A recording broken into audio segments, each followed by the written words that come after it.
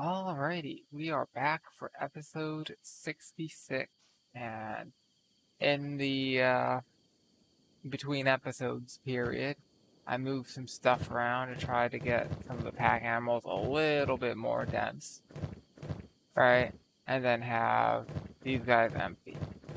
And then, so it should be a little bit easier to pack them up, and also distributed some food to some people, because a couple of these people are starting to run low. Mostly like these guys running low. We had no raw meat except for on prisoner, which we now have 2 prisoners. These are guys we rescued from Tengu's vault, and we never really named them. We should probably rename the 2 prisoners and Dust Bandit at some point. Now that I think about it. Anywho, so today we're outside Slave Farm's house, and apparently I hear there's a named character here.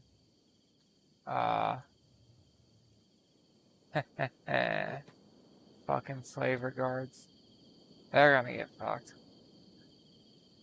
Well, they don't even have samurai guards. This is, frustrating. Not frustrating. This is disappointing. Anywho, we've already kidnapped one of them. So you're... Alright. Thinking...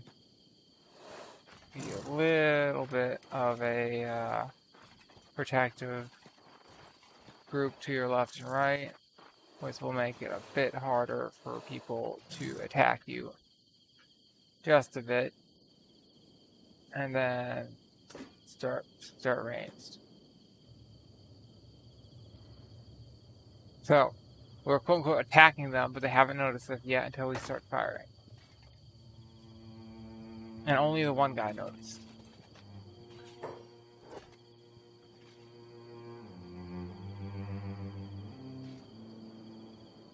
I wonder if we were sneaking, would they notice us at all?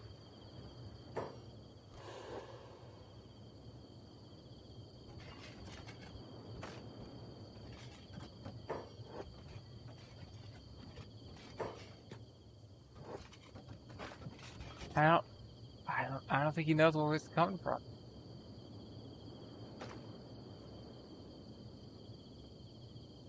Huh.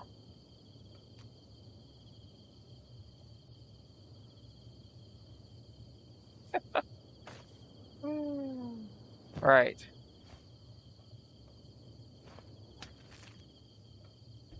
What? What is it? Oh. Attack. Not stealth.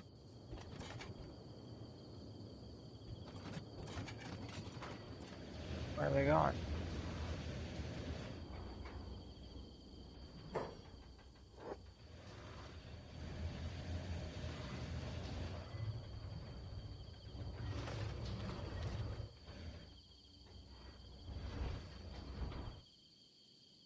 Apparently I've been spotted.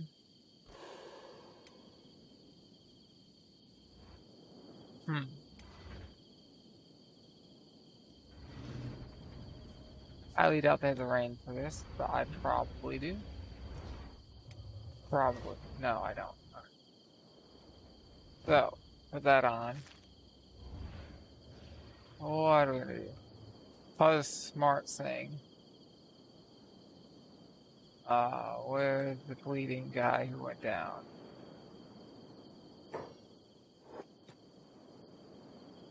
Didn't get very far in that shot. Ah. Oh, he's gonna bleed out. Smartest thing would probably be to loot these guys so that the other guys aggro. With somebody fast. They go fast.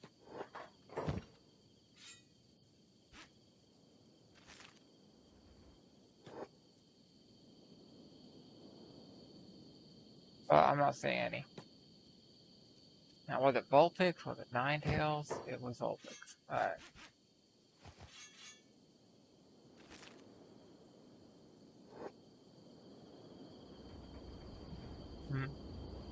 Well, at least this one doesn't have artillery around it. Yeah, artillery point over here. It's their crossbows.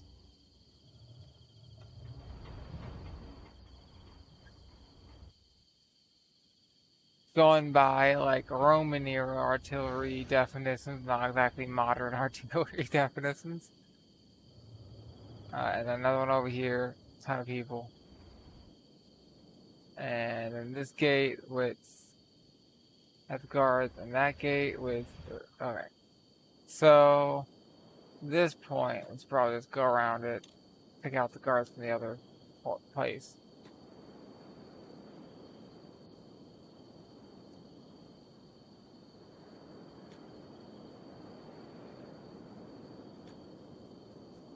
Anywho, plus HD is going kind of slow, unfortunately. But athletics will build up over time. Probably mostly weight.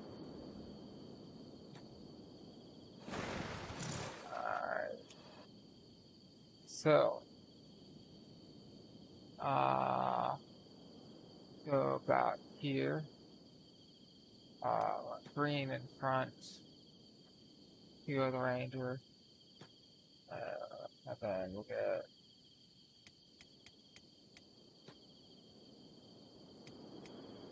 protecting the flanks. Quick to respond.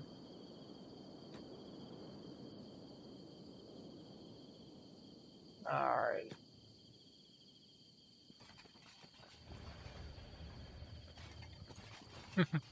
Attack. Nah.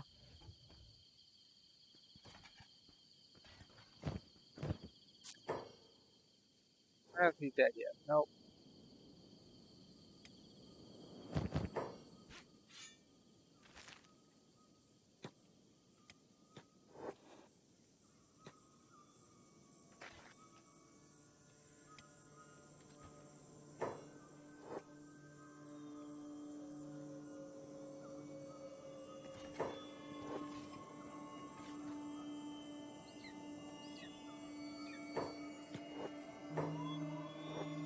Suddenly, he realizes, oh shit, I'm alone.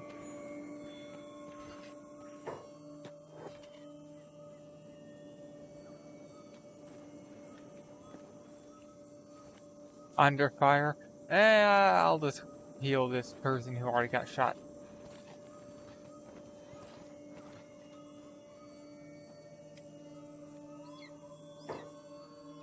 That guy can get shot too.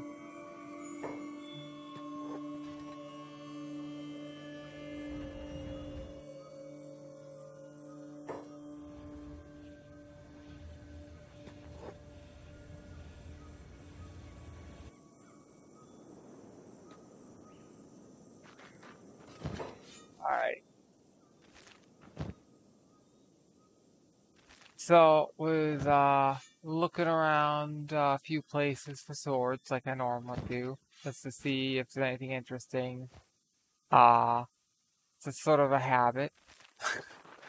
And found something pretty cool. So there's a thing called a tabir, or tabar, I'm not sure pronunciation. It means axe, and there's tabar zin, which is saddle axe. So axe to be used in the saddle on horseback. Or, camelback for some places. Anywho, armored camels were a thing, lest we forget. Oh. The feared armored camels. This sounds sort of ridiculous in my head, but like, right, that was a thing. That was like actually a thing. It's hard to remember sometimes. Once upon a time, somebody was, killed by somebody on a camel. I don't know why this seems so hilarious to me. Like, it shouldn't, but I don't know. I just can't take war camels seriously. And I'm looking around to see if anyone's got a splint almost used up. I've got 2 over here, but nah. Anywho, a couple people running around who sort of have an idea. Oh, he has no idea. How about over there? Okay. Those guys return to their normal position. let's go around again. Anywho, so the Sudanese axes are very similar to like an Indo-Persian axe. The main difference is they tend to be low quality.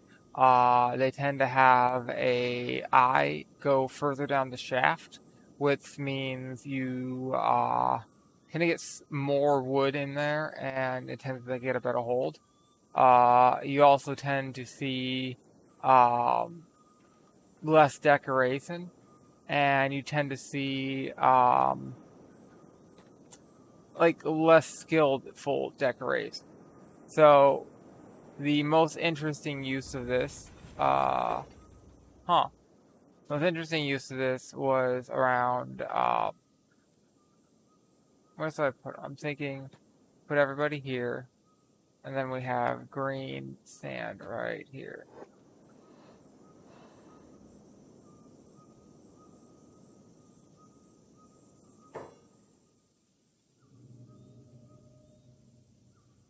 Because not wearing a helmet, which is like, Kenshi, if I have one, like, 1, 2, so 5, 6, 7, 8. Okay, 8 of these guys are not wearing a helmet. One of them, okay, maybe he can't wear a samurai helmet based off his head. Maybe, but some can. I'm not sure this is the prince or no one, but whatever. Point is, helmet is kind of a big deal. Like, if you're gonna have armor for your feet, right, you better have a fucking helmet. Like, helmets are important. Why are you attacking? Who are you attacking? You're not attacking me. Like, look at this guy. Like, what are they doing?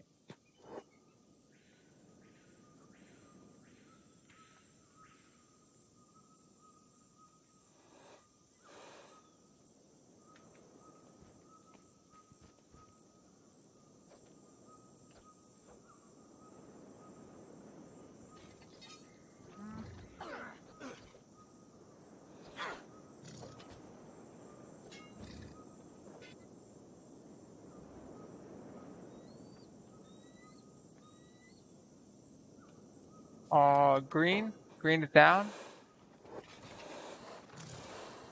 He got shot?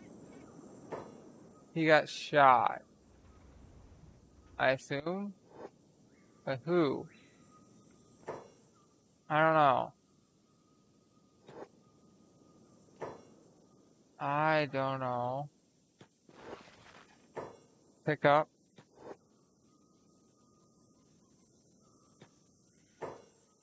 Fuck. Pick up. Having here sucks.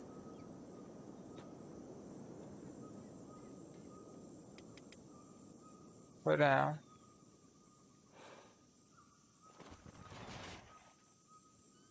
So, what I'm doing here is trying to get them to chase me into an area where I can, you know, fight them and find them, see who it is who's shooting at me, aka outside of the city. And I'm hoping they don't just sit there wherever their weapons are and wait. Hoping they actually come after us. But I don't know if they're going to do that. Go after that guy.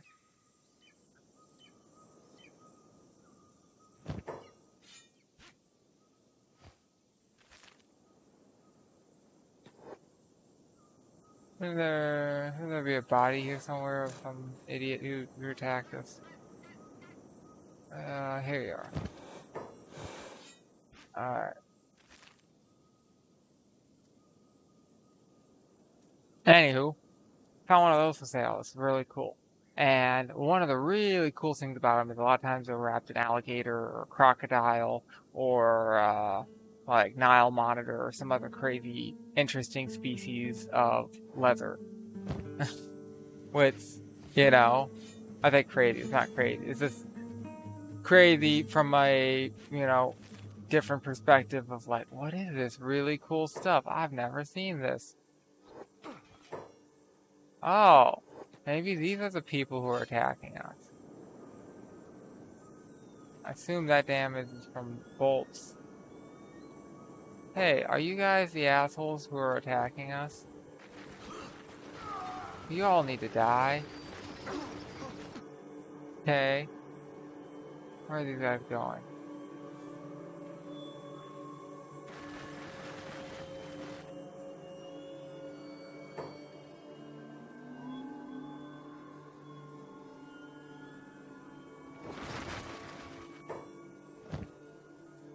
Don't want that.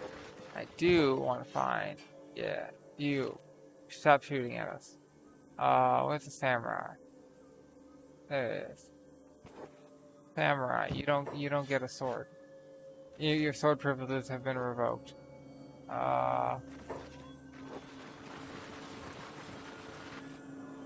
Also, green, maybe turn off reins and come join the group. You got a lot of chest damage though. I might have somebody else pick you up. Like, where are you? Was it Puss HD or Puss HD? So he is overweight. He needs to build weight. And, I'm just gonna have him carry green around for a bit. Just get more strength EXP.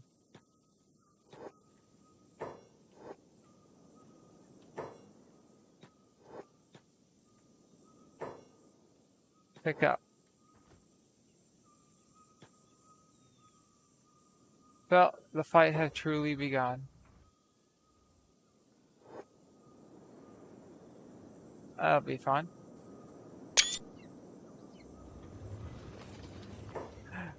Hey! Going after a fucking escaped slave during all this? What is he, crazy?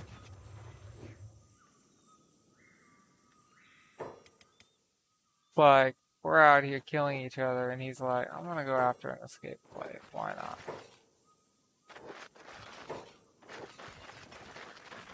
Come on. Alright, so, sword, and oh look, no helmet. He went down. Look at that. Crazy people without helmets go get, like, fuck? What? In, like, a melee? Where people are hitting each other with swords and axes and pole arms and crossbows? You can get hit in the head? A gasp? This isn't Hollywood? Seriously, like, first thing you protect. Like, the absolute cheapest thing you can get, shield. Because shield can kind of protect everything, right? For armor. What's next? Helmet. Because, you know what? Your head's kind of fucking important. After that comes, you know, chest. Or those sometimes leather gloves. Or, like, some sort of cheap type of glove. Because gloves are readily available. As are, like, boots that have, like, somewhat thick. Because cheap, readily available, you might already have them, right? Like, if you're a fucking gardener, you have a million pairs of gloves. You just do. You know what I mean? Like, you don't necessarily. Okay, are you an enemy? Yeah, you're an outlaw now. And apparently I don't get along with the outlaws, whatever. Wait, whoa, whoa, whoa, whoa, whoa. You have a crossbow. Where do you get that? Ooh, you loser. Flavor. You know what? Double. I'm thinking we got a lot of outlaws running around. Not very happy about that.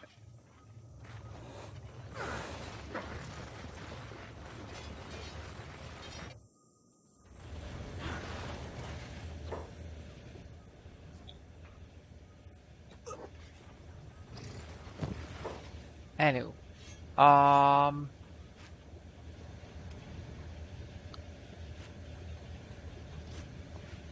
point is, protect the head. It's, you know, literally life or death, right?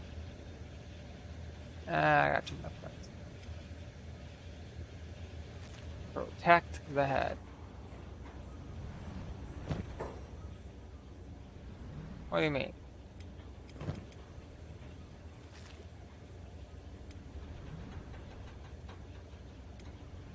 Hold? Come here.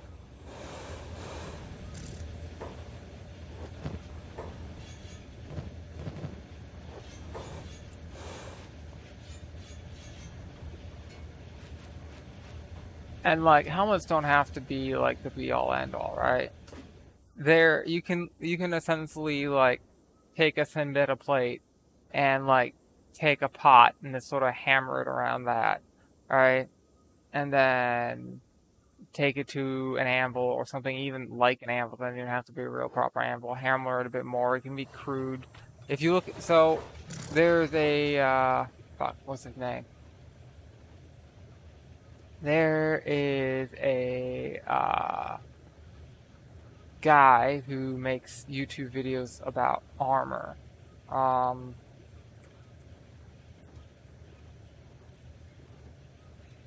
What's his name?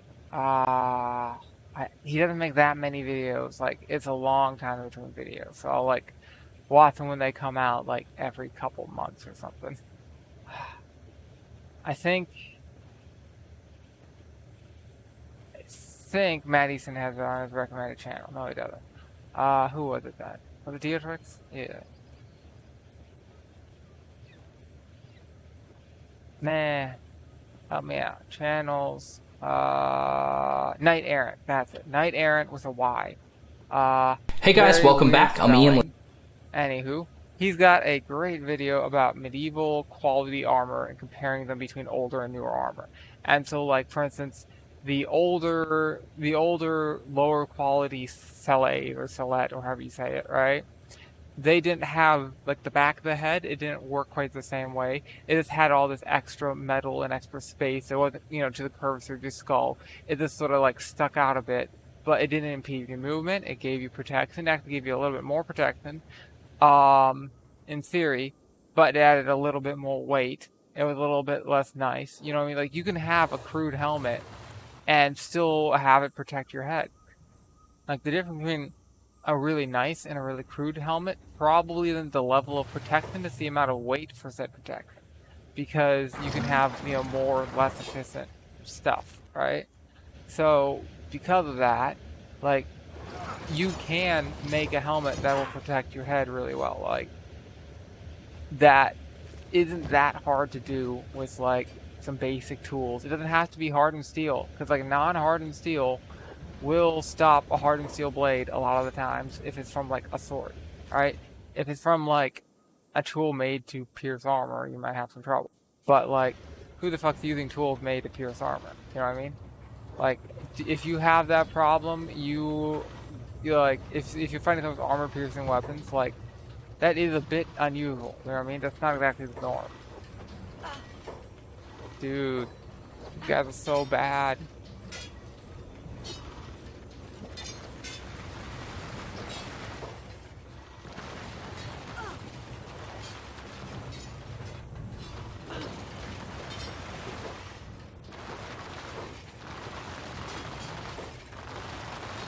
Come on. Alright.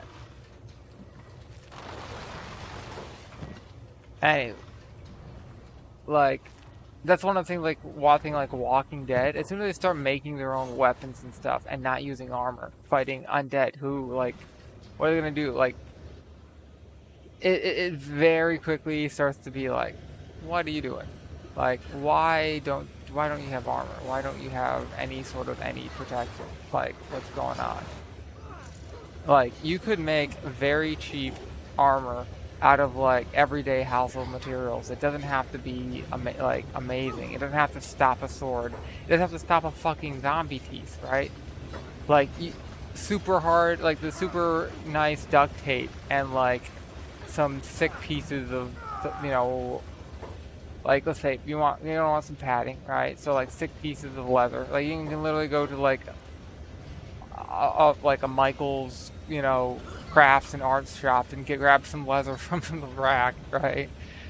Zombie apocalypse. What are they gonna do? Charge you money with, all the dead, merchants working there are gonna, like, you know what I mean? Like, fuck it. Raid the stupidly expensive leather, and just for padding because it's light, right? Or, go fucking find a dead animal. Well, okay, most people don't know how to do that, okay. What else makes good padding? Like, just a tons of blue jeans, right? Like, thick blue jeans, like, get a couple layers of it, right? Like, let's say 3, right? Or 4 layers, right? Sew them together. It doesn't have to be pretty. It just have to hold it together. And fuck using, like, weak-ass thread. Use, like, fishing line. Use like, the you know, 100-pound test, braided fishing line, the good stuff, right?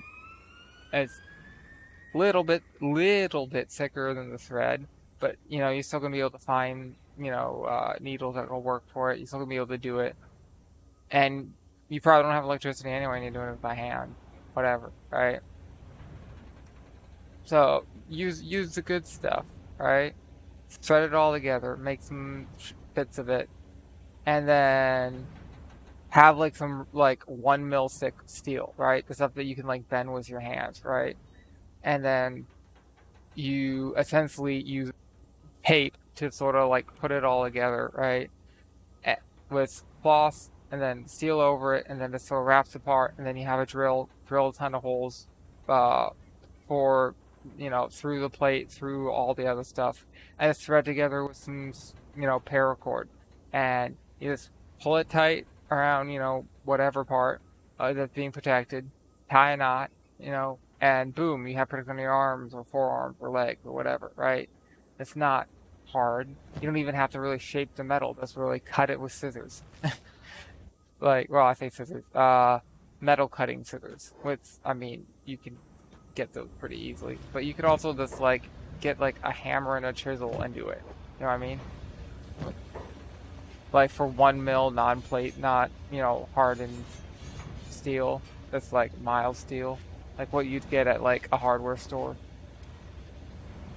Like, and what are you using? You're using, you know, blue jeans, right? And duct tape, like not like the shitty duct tape, like the $10 roll duct tape. It's like, you know, hold up well.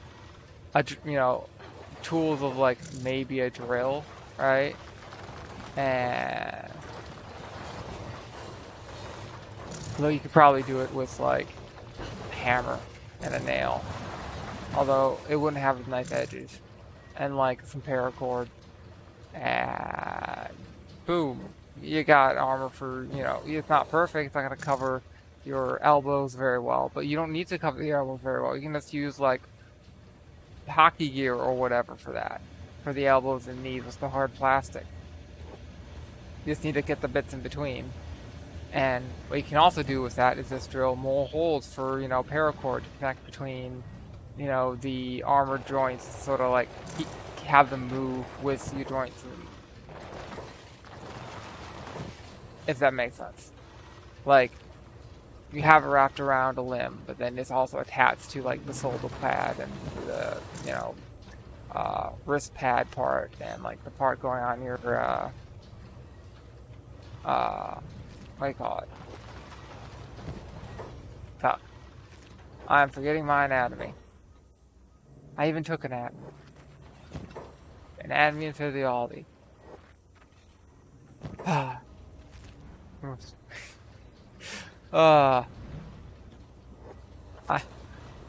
remember being like so frustrated because there's this girl who wanted to be a doctor, and she couldn't remember like what an incisor was, which is like not exactly like high grade, and now I'm just blanking on like I've become the thing I hate.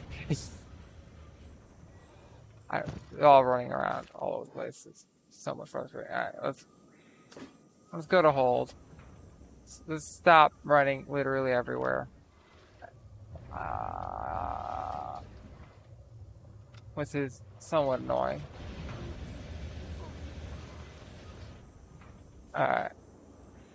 So. Trade with 9 toes? Like 9 toes, yeah. Anywho. Elbow, shoulder, wrist, you know, it's hockey gear or whatever. Skating gear, right? Attach that to, like, maybe reinforce it in a few places if there's, you know, areas where it needs to be reinforced. Connect that to the sections guarding your forearm and, like, the rest of your arm, or, you know, your knees, ankle, etc. Right? Like, imagine how hard it is to chew through hard plastic, right? And you know what? The fucking zombies, it's gonna be just as hard for them. They're not gonna have like metal teeth or something. or whatever shit hit the fan scenario, like something like that. It doesn't have to be heavy. It doesn't have to be like impeding of your movements too much. Like maybe a little bit because it's adding like 10, 20 pounds, right? But 10, 20 pounds of extra weight for, hey, you could get hit by like somebody with a quarterstaff or a baseball bat, and you don't break any bones, and at worst you have a few bruises. You know what I mean? That could life or death situation. Like that's a big deal, right? Or being able to get bit by a zombie and not fucking die. Like make it actually fucking challenging. Like like fucking football helmets, right? Like, how's the zombie gonna eat through that? Like, especially if it has like the plastic thing over the face. Like, what are you doing, Walking Dead, and all these other zombie movies? I don't know. I think that's always sort of like you're putting all these weapons into making like homemade weapons and stuff, but you gotta do like protect too. And a lot of the stuff is like medieval armor. There was like really complex medieval armor, right? And then there's chainmail, right? You can make chainmail with like a piece of like round steel from like Home Depot, and some wire and like clippers and you know pliers, and that's it. You can get pliers that are also clippers and just do both at the same time. It doesn't have to be like the super nice chainmail. Like ideally, you'd have like essentially riveted mail, right? Where you have a what do I call it? A word, blanking again. Where so many of these words I usually use like very, very rarely. So it's like so weird when all of a sudden you have to say them. Yeah.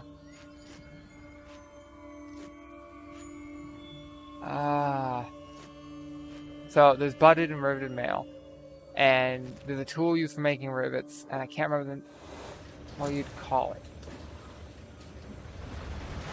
It's like, how often do you use a riveting tool? I guess riveting tool?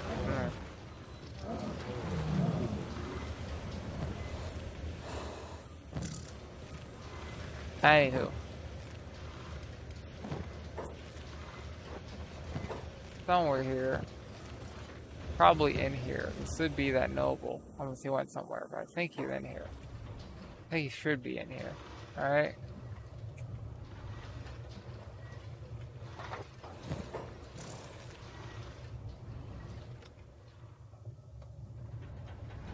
Yeah, I'm not seeing him.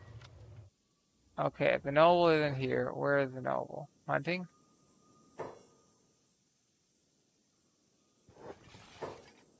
Oh, the mercenary. Okay. Maybe hunting. Maybe out here somewhere and died.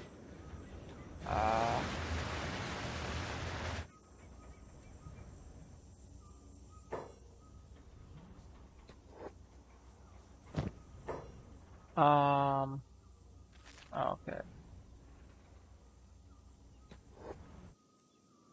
Anywho. Yeah, shit hits the fan, disaster, whatever, movies, TV, manga, whatever. Armor. Like, life or death scenario, you want to have armor. It's like, obviously, unless, you know nothing of like that sort of history where it's like, it's not actually all that crazy. You know what I mean? Like, people have like, oh, plate mail. Like, plate mail is like the be all end all. Okay, well, there are other forms of armor that are easier to make and easier to get materials for that are good. It doesn't have to be that like one particular thing. It's fine. It's fine. Okay.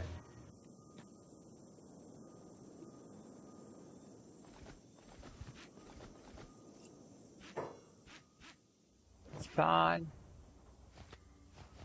Holding shift. There we go. Anywho, rant over, I guess. Armor's cool. People should use it when, you know, like Walking Dead. You get bit once, you're dead, right? So you think, oh, if I have armor and I'm fighting in a melee against zombies, that means, you know, completely changes the situation, like, drastically. Like, drastically increases survivability. And when you're not fighting, like, intelligent beings here, they're not going to behave in a manner that's intelligent. They're not going to, like, use weapons that can defeat armor. Like, that's sort of, like, seems more important than almost anything else you could be doing for survival. Right? This being able, like, at some point in the show, they're like, hey, we're going to have, like, zombies, right? And we're going to cover them in, like, bits of metal to make it almost impossible to kill them, right? Like, seriously, they're giving the zombies armor before they give humans armor. Like, how fucking stupid is that? Like, somebody sought to put armor on a zombie to use as a weapon, and they're like, okay, that makes sense. But doing armor on a person, no, you're crazy. Why would we do such a thing? Like, come on.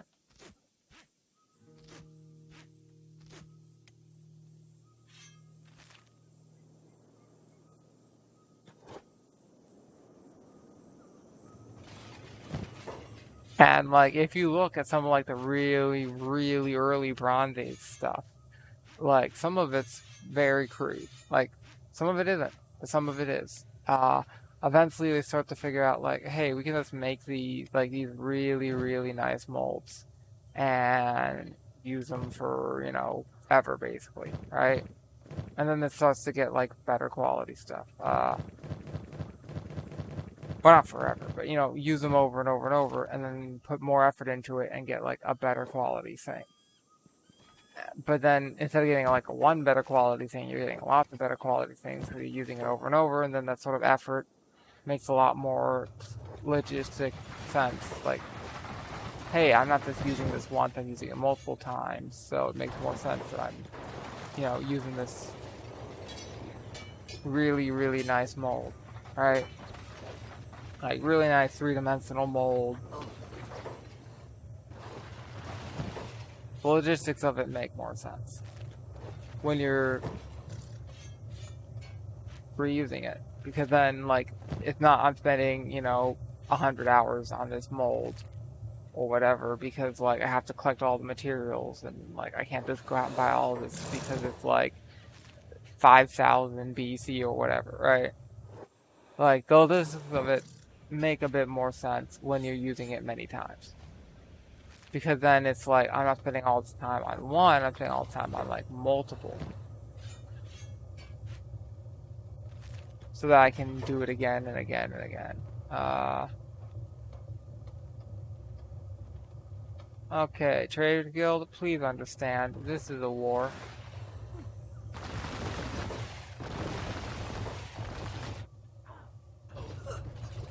And you're all gonna die. Enemies of the state. You know what?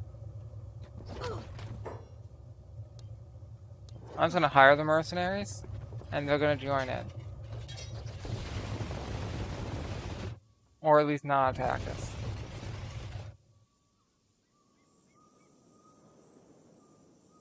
That's less than us having a disagreement. Right? If we have a disagreement and fight over this, it's gonna cost a lot more than 4,000 gold. Or cats, or whatever. So you have some food that you can get rid of. Make a bit more space.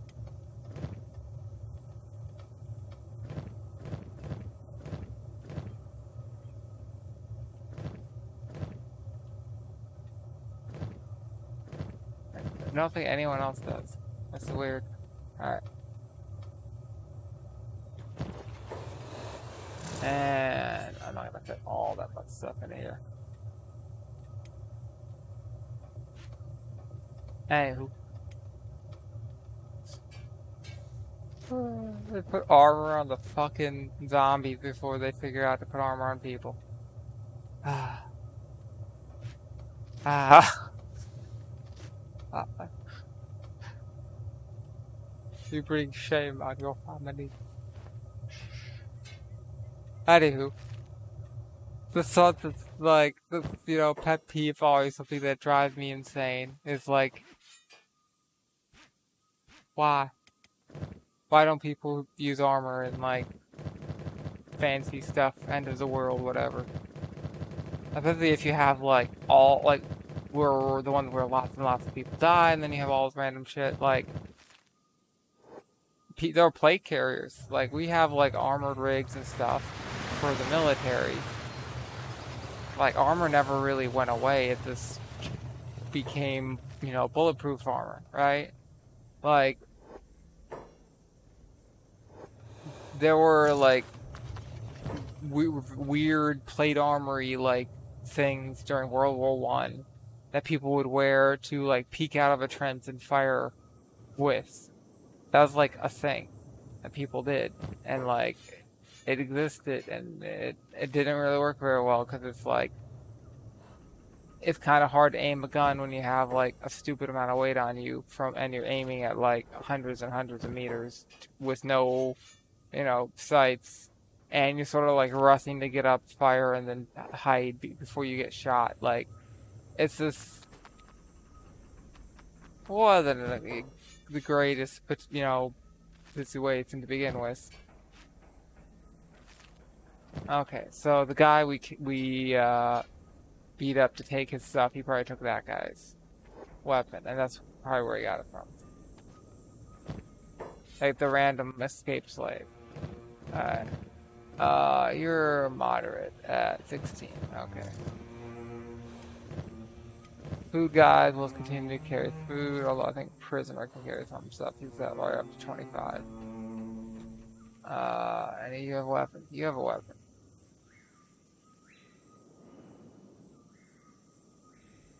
Slow. Feels bad.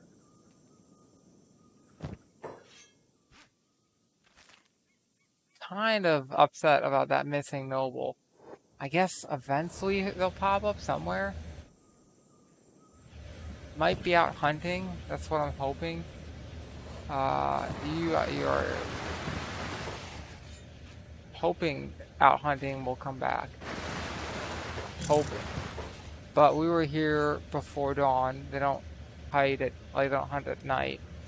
So they should have just been here.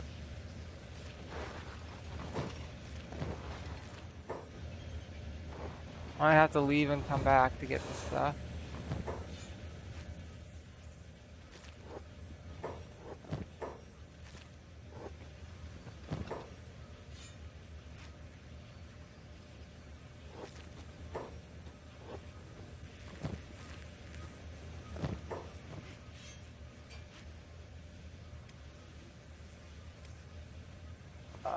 Yes? Come on.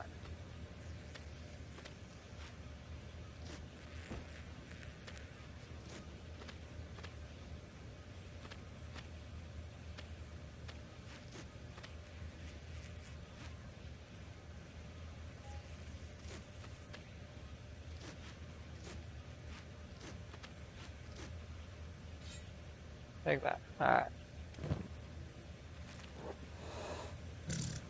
You're moving at 23. Okay, that looks to be like a boss. I'm guessing these guys are all the really looks like.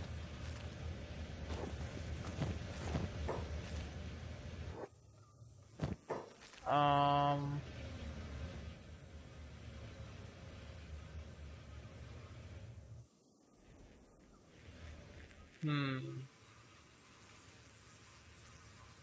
That guy has it.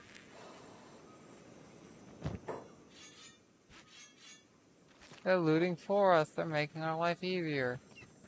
I think I did loot all those guys.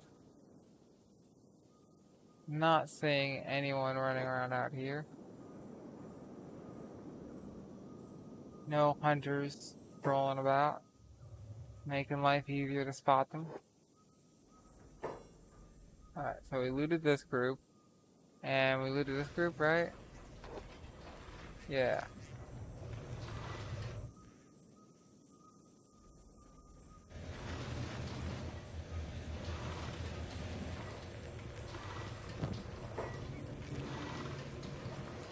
Both of these guys. Maybe?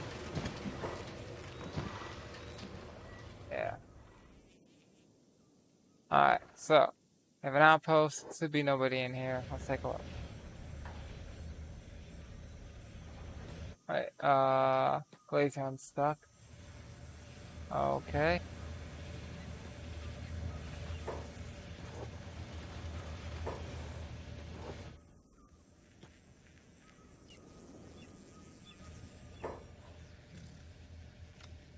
Yeah, nobody in here. Alright, let's try this. This is cages. Alright. Weird, but okay.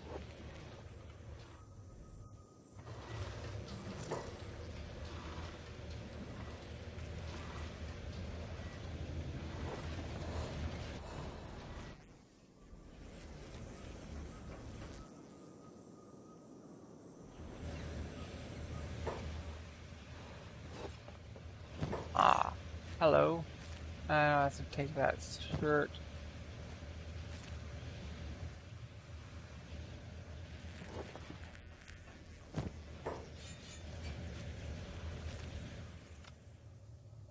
And if I rescue them, it's probably gonna get hostile at some point. So kind of like, eh.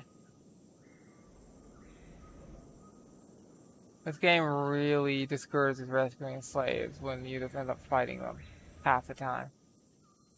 Like, what's up with that?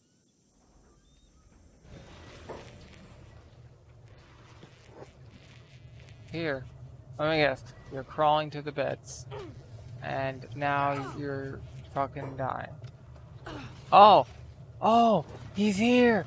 He's here! He's probably like in some weird spot I couldn't see. Yeah. Yes! Me too, wakizashi. Okay. I'm excited. Alright, so, question is, do I want to use that or this? This is better indoors, right? And this has a lower attack bonus, but it's got an indoor bonus, right? It has no outdoor negative. It has less of a defense negative, less of an attack bonus, but it does more damage. It causes less blood loss. And it's a meitou weapon. I think I'm gonna do it.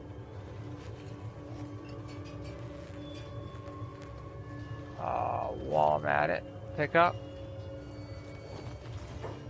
And then go trade with, wait, are you full? Yeah, basically. Alright. Go trade with Umbreon. Give him your spare sword. So, Poop now has a meitou weapon.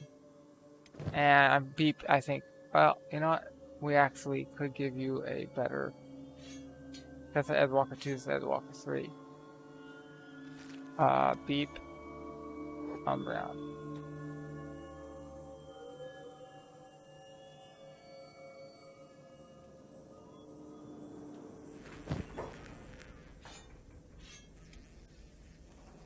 Alright, Glaceon has an Edgewalker 3, wakizashi as well.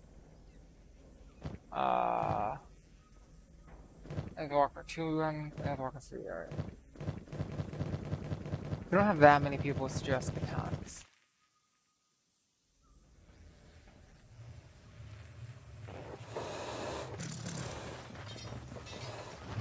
I knew Kana would show up eventually. Woohoo. Alright, wait, that one also has a weapon. Where are these guys showing up from?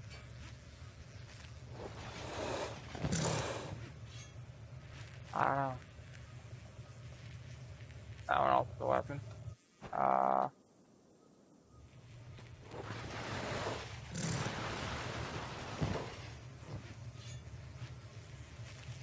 Alrighty. Probably from in the bar. Yes. Dump.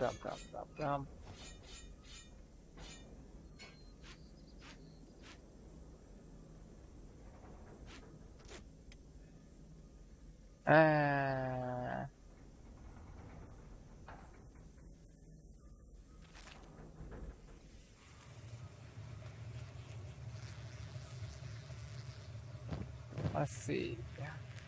20. You're a bit heavy. Yeah, use this trait with this guy, get rid of a few things.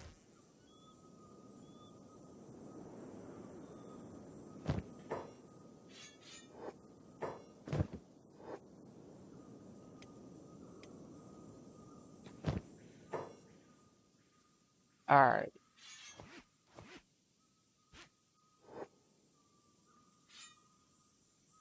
Okay, so 1925.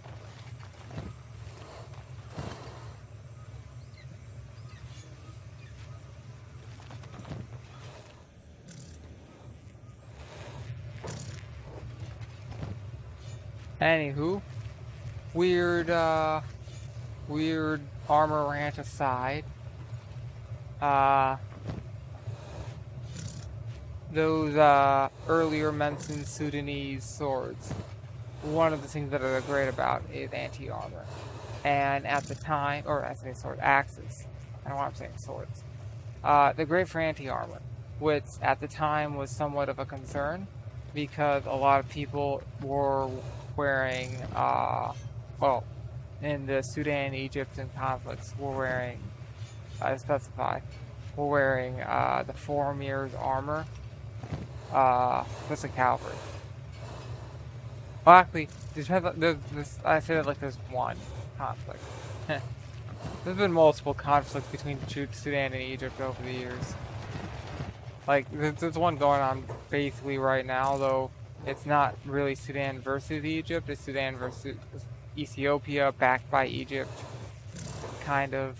Whereas, like, Ethiopia's damming up all of the, like, the Nile, and, like, Ethiopia is like, hey, I know that the rest of you people downriver are going to get completely fucked over by this, but we don't care, and we're not going to promise you shit. We're going to do whatever the fuck we want. That's like, they're actually, like, that's their actual diplomatic stance. It's like, fuck you.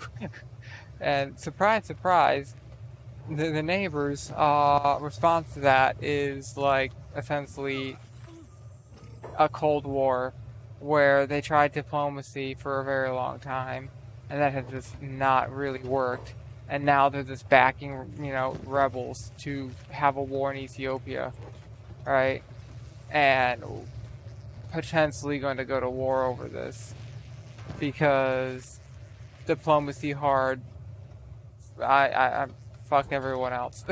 You know what I mean? It's like, it's so fucking obvious that they could just, like, all this problems could just go away by just agreeing, hey, we will promise not to fuck you over and fill up the dam slowly. Like, that's not too hard, right? If they do it slowly, then not like a couple, percent full at, a year, right? You could not fuck over your neighbors. You could come to agreement of like, hey, if something happens, we'll give you some, like, if we're gonna let, the water out, we'll give you some notice. We're gonna be good neighbors. We're gonna get along. Like, it's not hard to do. And like,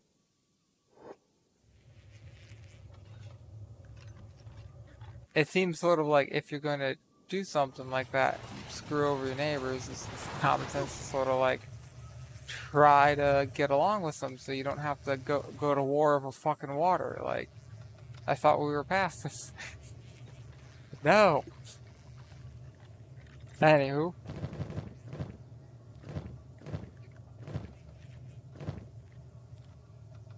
Very, very problematic. And also, like, Egypt, on the other hand, is like, they have handled this very poorly.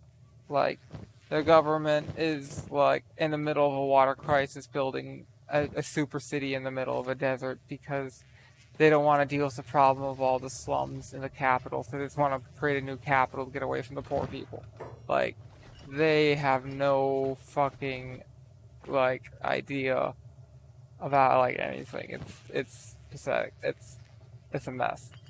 So it's not like, good versus evil. It's sort of like they're both a mess, but one of them is a mess in a way that's going to start a war, and one of them's in a mess that's maybe going to start a civil war, maybe not. Well, only time can tell.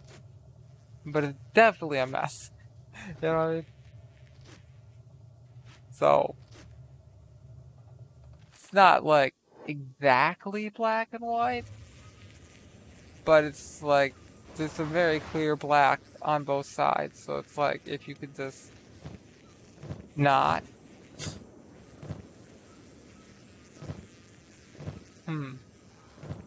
Come to think of it, I wonder how, like, what the origin of that whole black and white for between good and evil is that rooted in racism?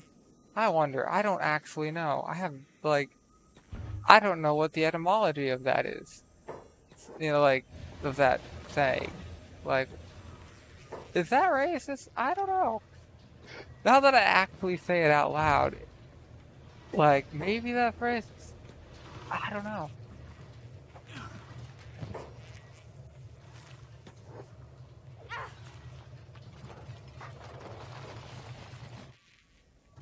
Alright, so, want that pearl vase. And what are you doing? Attacking enemies, not getting the fucking vase. Okay. Get me that pearl vase. Anywho. Still active. Really good against armor. Also, their halberd versions, which are amazing. And it's somewhat hard to tell after the fact, looking at them.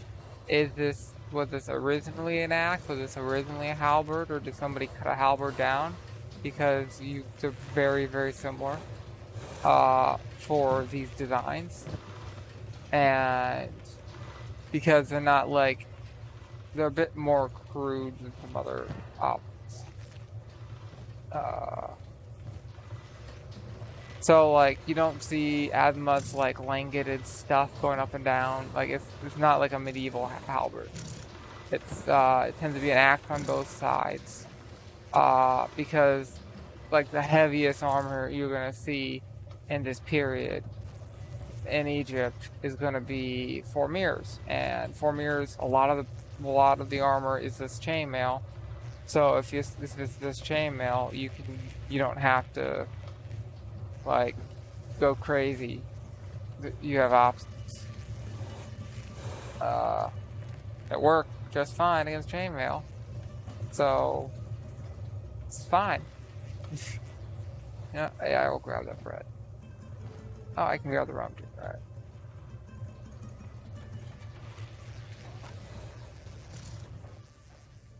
Want that rug, want that pearl sword holder, other rug.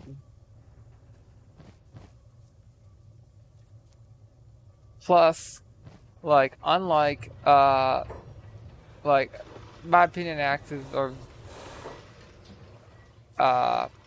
basically, some people are like, hey, axes, armors, it's not good, or it's like, it's not going to have two axe heads. But there are uses for it. If you have two axe heads, right? Especially like this style of axe was a very, very wide, broad axe, right? Sometimes up to like 12 inches from the top to bottom of the axe head itself.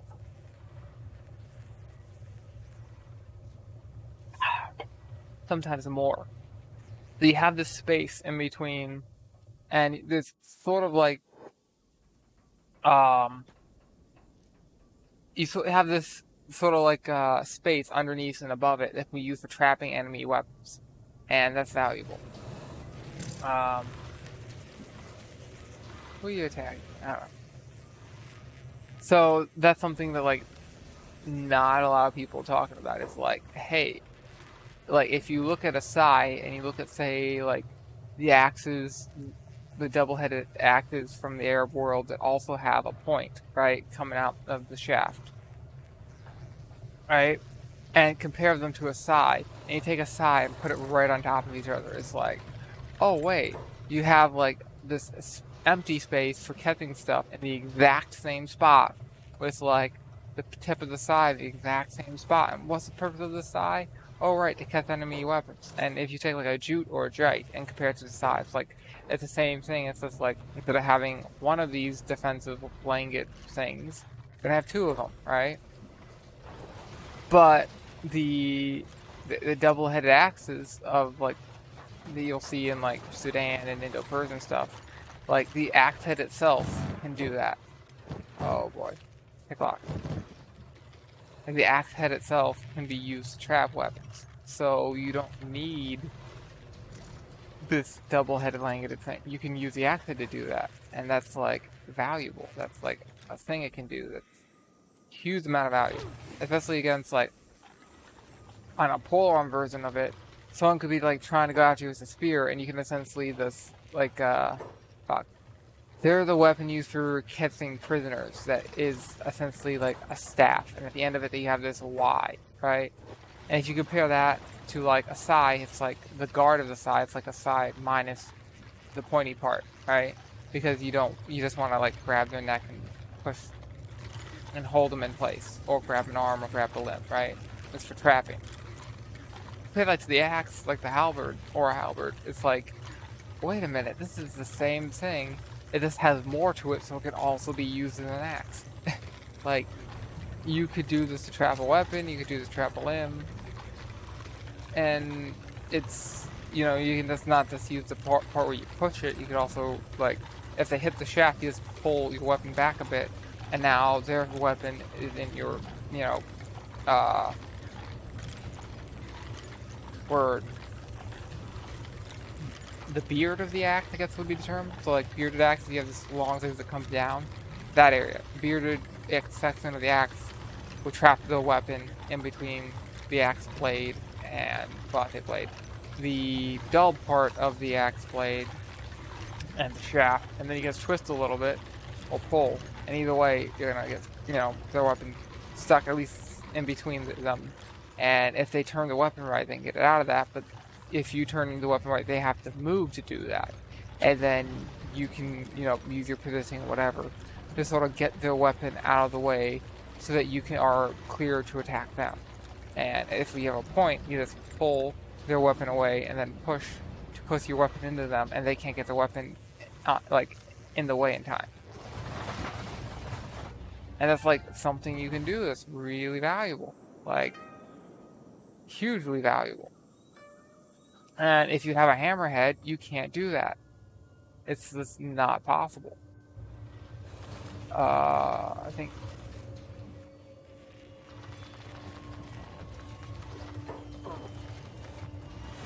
Like if you have, you know, a pick head, you can't do that. You need two axe heads for that to form that like Y shape.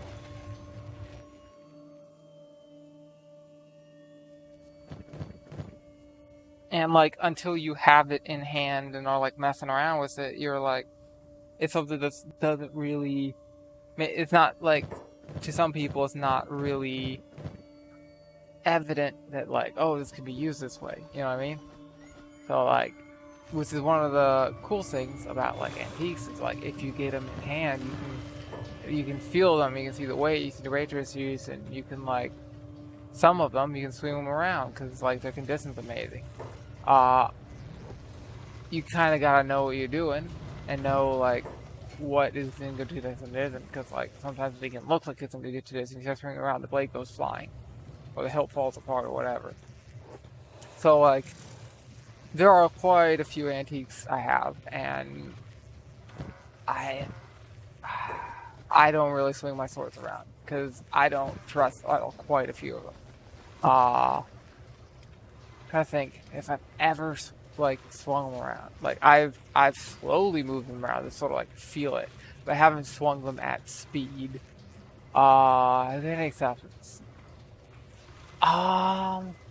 Think I throw around one of my cavalry swords, Spanish 1907, just to sort of feel how it would feel in the hand, because it is also a very heavy sword, but it's also a very heavy sword that I know was built in, at the time, the last 100 years, and it's still in like amazing quality and condition.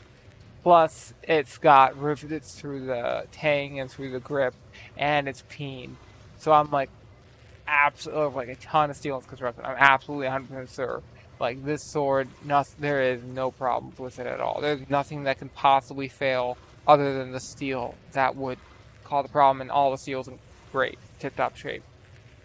Like nothing would happen unless you had multiple places the steel was failing, like completely.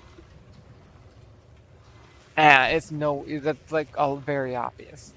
Um, so that's one where like I feel safe doing this, and I throw it around and sort of get a feel for it. Uh, I've tried it with one of my Bilbos, which is also all steel hilt, all steel grip, and everything. And that is a very heavy sword. That is painful to move around. It's like, I think like 2.2 to 2.4 pounds. But the weight distribution is not great. It's also never been sharpened. So sharpening it would remove a fair amount of weight from the blade because it's got a dull edge and they're issue dull, so that you'd sharpen them like after training or like before you go on like a combat duty or whatever.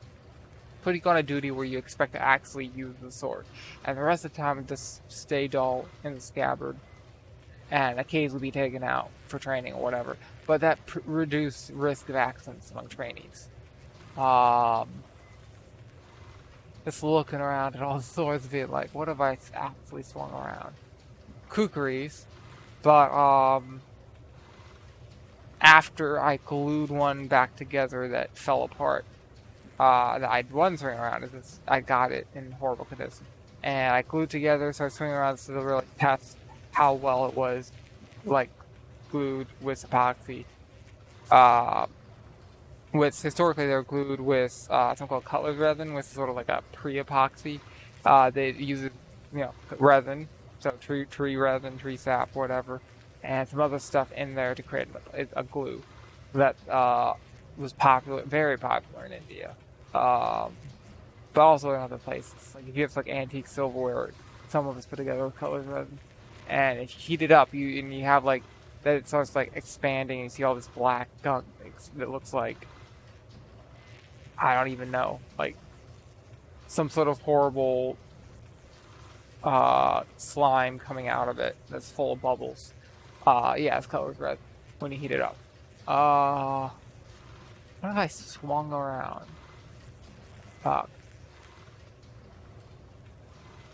I have so many sources, like some of them I've had for so long, it's hard to remember it all.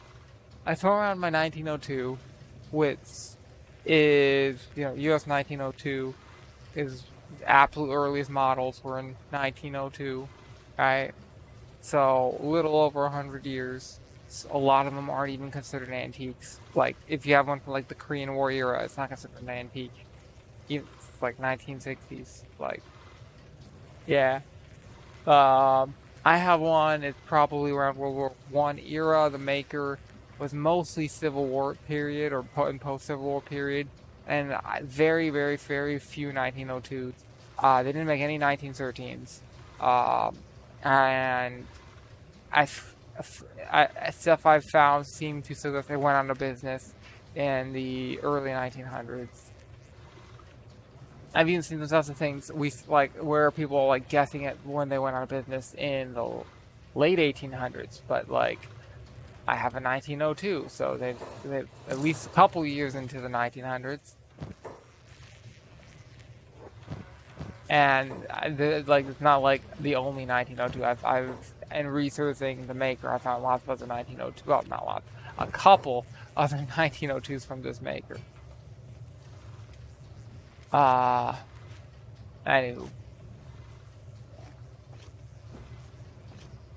whole lot of words to say. I haven't really swung around a lot of these. they're fun to swing around. They're like fun swords, but like swords are great. Like they should be swung around, but antique swords you kind of gotta be somewhat careful with. Like with a stainless steel sword, you can't always trust it as much as you want to. Uh, like you can't always like I've had some antique swords that are like really falling apart, and you can't always trust them to stay together very well after centuries and centuries. This unfortunate bit of reality.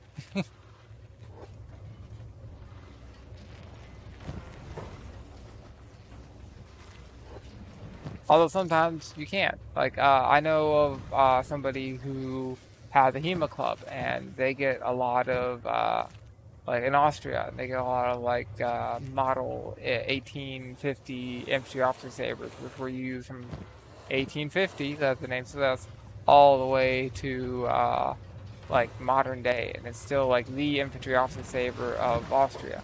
So they in Austria can get some, and they use them for practice because like they're issued dull. So if you just put a tip protector on them, you basically use them as is if they've never been sharpened, and it's good quality spring steel, and there's like a ton of them, and it's like why not? If you can get one from like a more modern period, it's modern enough that it's not an antique, but old enough that it's still good quality and not like a stainless steel blade from a shitty place. Like, ha, we just want the money. I don't know. I don't know what goes, I don't know what's going on with the world and why there's so many like really low quality swords. Other than, money. But if you ever, like hear all this stuff and like I really want to get a sword, do some research. Like go to like our swords or like a sword forum, or a sword buyers forum or guild or whatever it's called, or like like find people who know what they're talking about and ask for some advice, because there is a lot of garbage. There is like millions and millions of like garbage swords that you should not have. And I'm not saying it's like a like I don't know, like what do you call it? Gatekeeping, I think it's called. Like I mean, like there's stuff that if you swing it around, it'll just immediately snap at the tang and it's go flying, and it's like a hazard to your health and everyone around you. Like something like stainless steel swords as a whole, with the exception of like the actual hardened ones, in my opinion, should not exist. And the actual hardened ones, the only ones that I know that exist are the naval guntos that were like experimental stainless steel swords, and it's like one model was ever made ever because it's like stupidly hard to make these. And it's because it's like the steel puts out like toxic gases in making it, and people are like, huh, so I'm gonna make a sword and I have to be in like full PPE at all times or I could die. Yeah. That's and forging, very hot. So yeah, and the fact that it's like full PPE makes it difficult to breathe.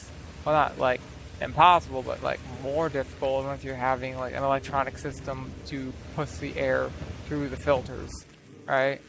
Or like it's something where like sure you can basically go full diver and have like pressurized stuff, but then you have to like you have all these air tanks and you have to like know what the fuck you're doing and like not breathe CO2 and die and pass out. And you're like you need it's somewhat dangerous and it's somewhat heavy because you have to have the air tanks and they have to be thick enough that you know, the pressurized oxygen doesn't explode, and you're dealing with forging like very high fucking temps in some places, and if you heat up oxygen, then in a pressurized container, it can explode. So like, that's fucking dangerous as you get. So ideally, if it's something where you can use filters, you really want to use filters.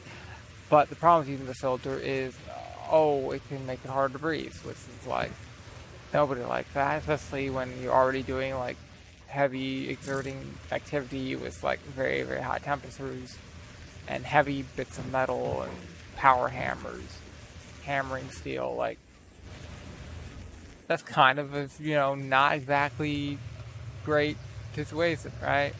Like, you don't want to be doing that. And a more modern day solution to that is you can have powered filters, where it's sort of like you have a filter on, and connected to the filter is like a little engine that pushes air through the filter into your face mask, and that works great. But it needs power, and it needs to be portable, so you need batteries, and it needs to be light, and that's something where it's like the technology that wasn't quite there in World War II era. And then post World War II era, they stopped making them, so yeah. I think I already looted these, but I'm just gonna double check. Are you stuck? You're stuck. Of course you're stuck.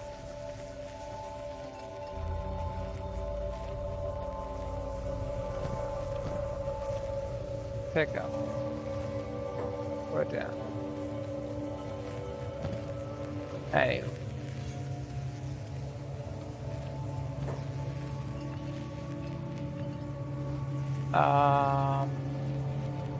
Do that.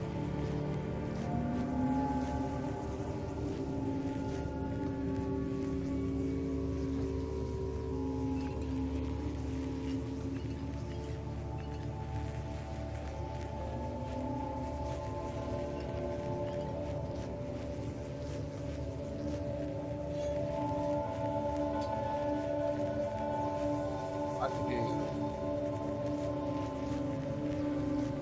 That's not gonna fit, but that's okay. What have we rated? We rated the slave building already. We rated this building. We rated here. Did we fully rate here? I'm not sure. I'll check this again. See if I fully rated it. I probably missed stuff. You are weightless, but you have -2 from your legging. Have I fully rated this place? Rated the first floor. They rated all the second floor. I don't remember. Like, the problem is these buildings. It's like there's so much loot. It's so easy to like get full. With characters, get distracted. Okay, one thing. One whole thing. Okay. Okay. That's rated. So only building left is this. Wait, no. The outpost? No.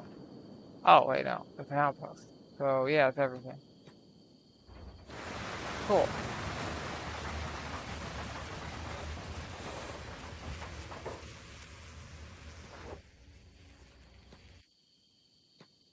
Alrighty. We have raided Flame Farm's house. We have kana, and we need to get the fuck out of here.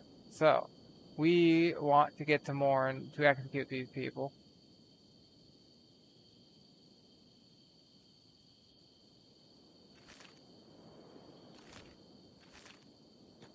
Who's attacking us?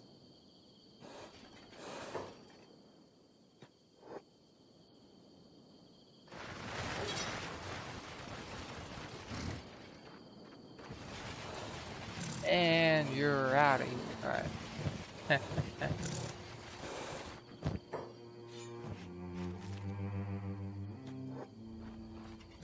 Killing you. And no one's on hold. Good. Wahaha. Alright. Well, we, in the last 2 episodes, we've taken out 3 nobles. Ideally, we'd come this way.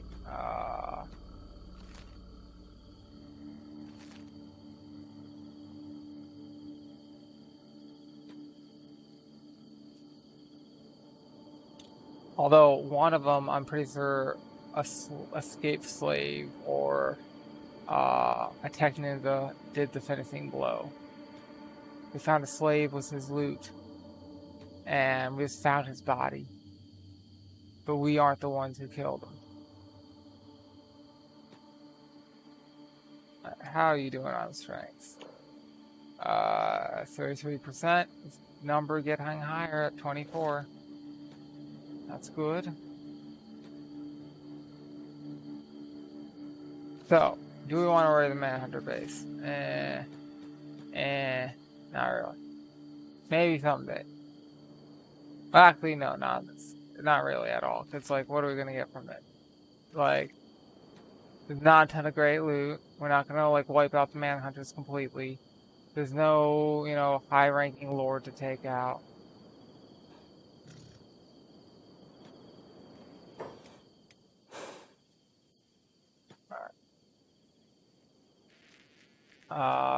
Any of you have decent loot? We got some. Got you. We can at least eat that. And not seeing any swordsmen with good armor. Alright.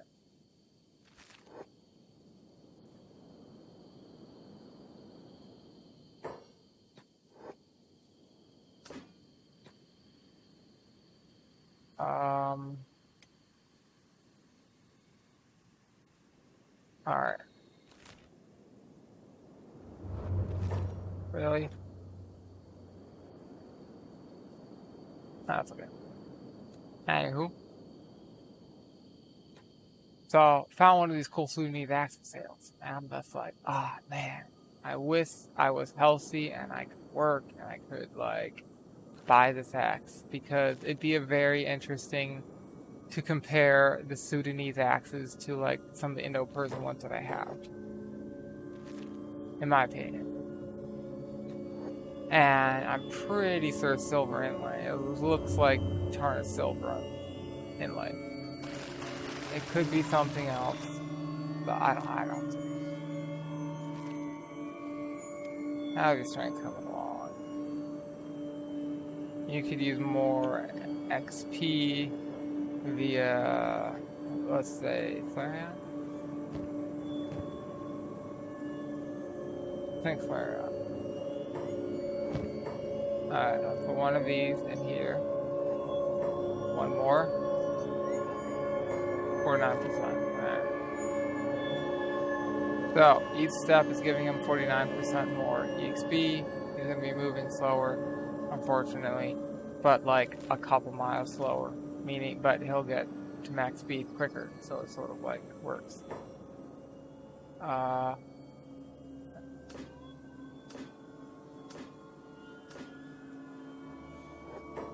Alright, what is this fight? It's samurais versus assassins versus all the other people. And we just basically want to take down everyone and loot everyone.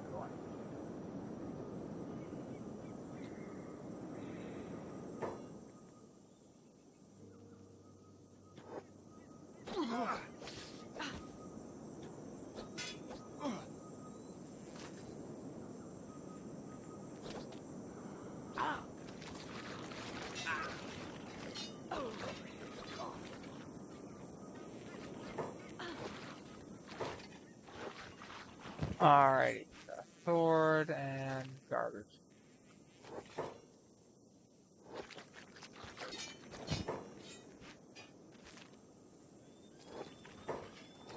Need hurt.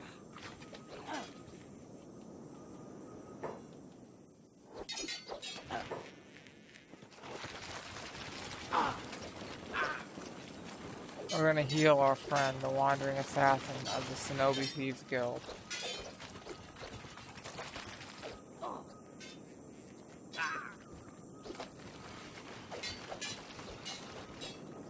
I don't even see him. Where did he go? Oh fuck, did he pass out? He did.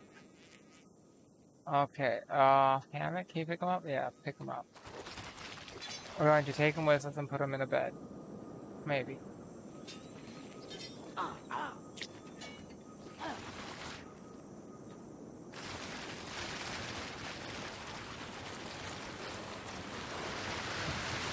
Wait.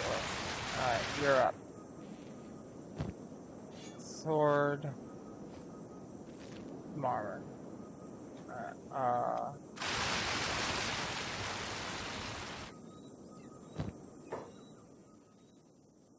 really? Where are people? Where are people complaining? Show them to me. I will kill them.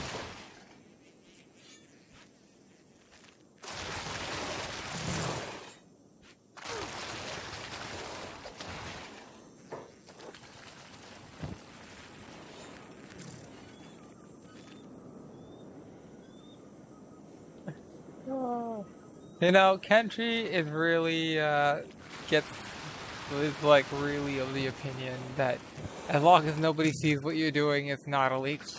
Like, this game is so fucked up sometimes. Like, are you stealing? No, unless somebody sees you, then you're stealing. Solution: kill everyone, then they can't see you.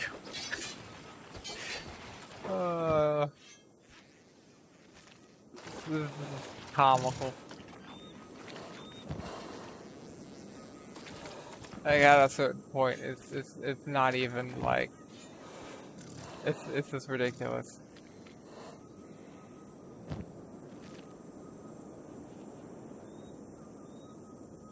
But ridiculous can be fun.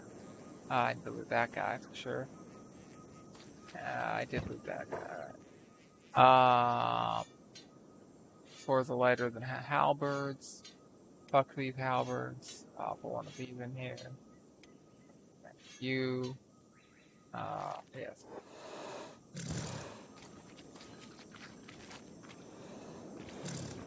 Weird passing, but okay. Did I loot you? I'm not sure. I probably did. Alright. I loot all of you.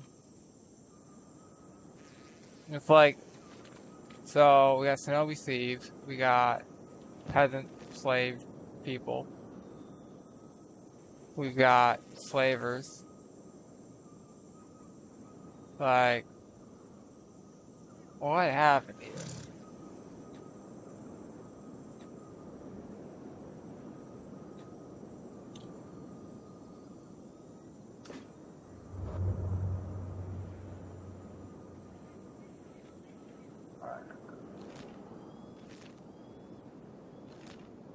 How order path? Where do we want to go?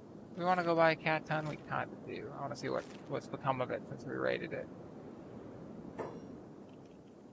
Yeah, not too far.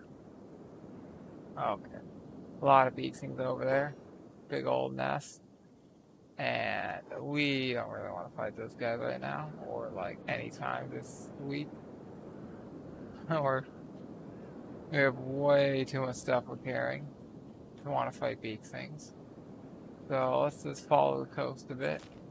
And then head north.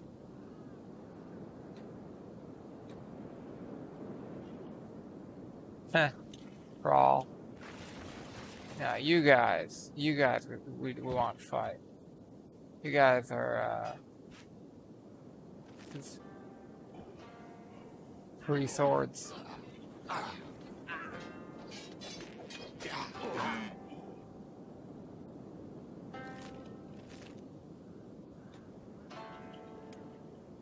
He's at 47%, so he's gone up in strength. We're at 26.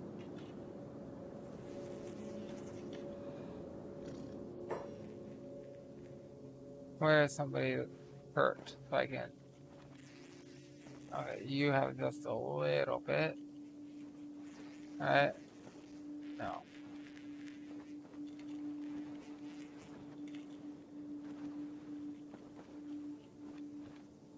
Whatever.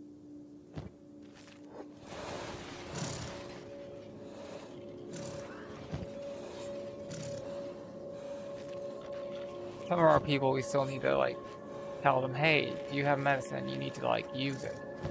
And Haven't really done that yet. That's okay. That's okay.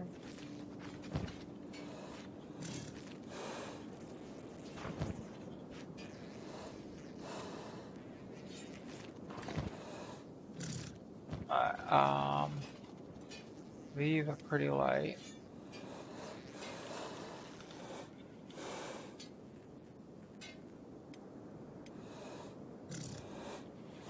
I'm gonna do this, like that.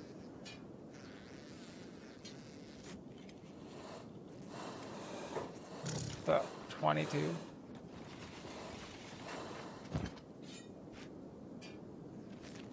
Alright. That's a bit. Want to avoid those guys.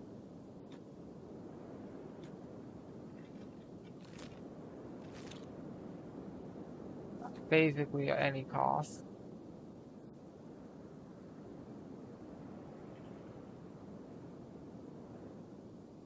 A couple big things, not a problem. Massive hordes of big things, that's a problem.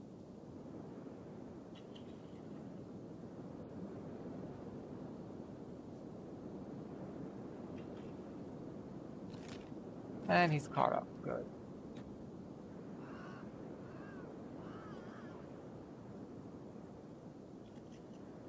Problem with big things are their heads are so high up that they have like stupid perception.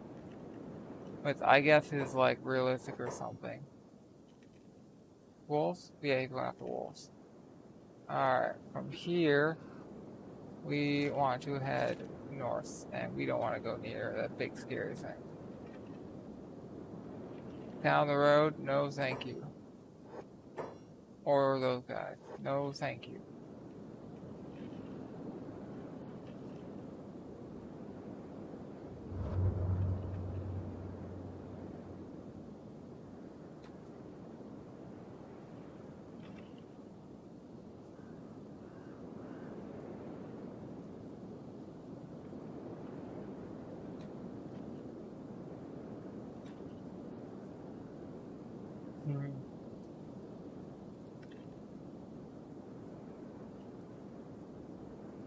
Anywho.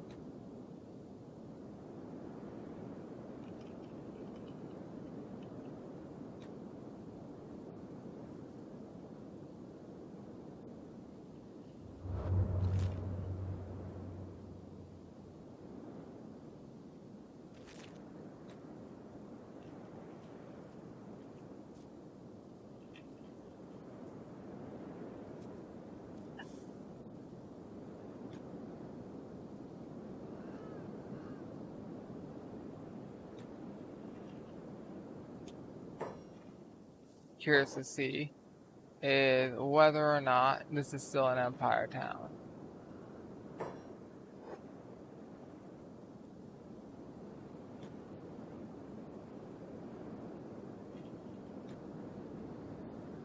Oh, it looks like it's been destroyed. And fishmen. Oh, fuck. Well, that's not great. Gurglers. In the fucking desert. Why do heck?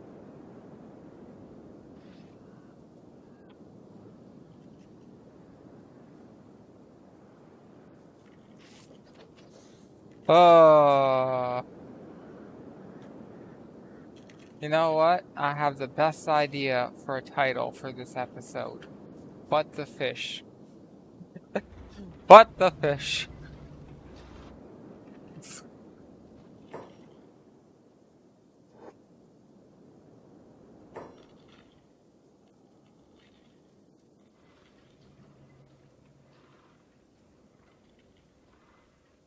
Like. What the fish?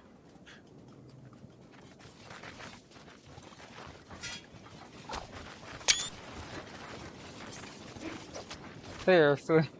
Like, gurglers of all things. This is the fucking desert. They're gonna dry up and die. Like, how does this make any sense?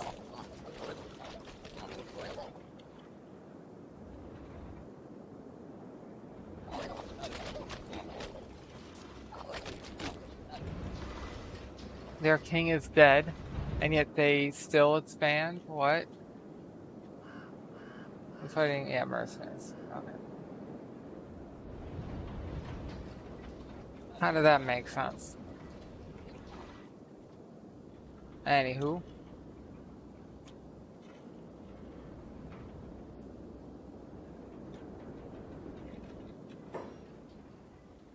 Some of you should be hurt.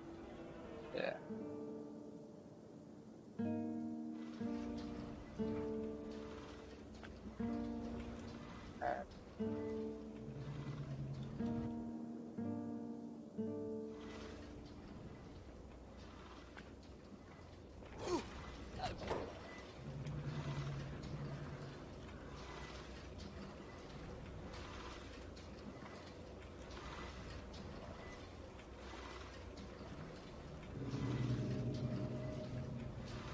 Alright. Alright. Medicine. Engineering comes last priority. So this is all about priority. First priority, medics. Second priority, robotics. So robots need, stuff before they die. Medical stuff before people die. But I don't want people working on robot limbs, and we have a lot of robot limbs. We're gonna have a lot more robot limbs before they deal with, the bleeding that could kill them. And splint last. I'm tempted to flip robotics over here, but I don't want it. Why aren't you moving? Are you moving? You are moving? Yes, you're moving.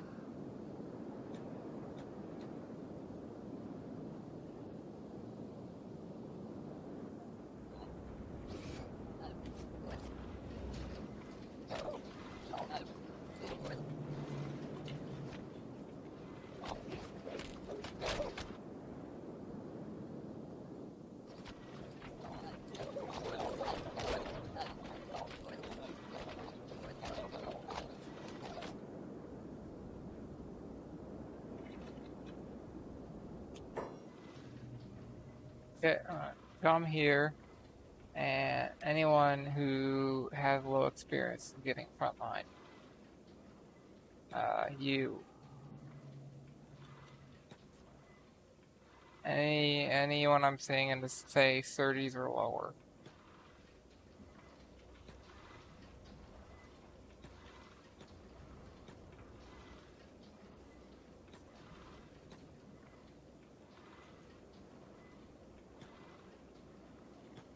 New robots, for instance. You guys all good. 29 for that attack. That's probably due to him being overweight or something. 30s apparently. Fantail.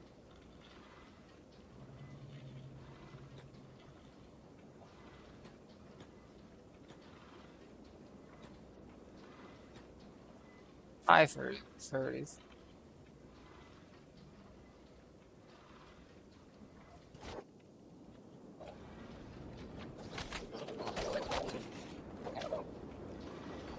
Oh, this is the front line.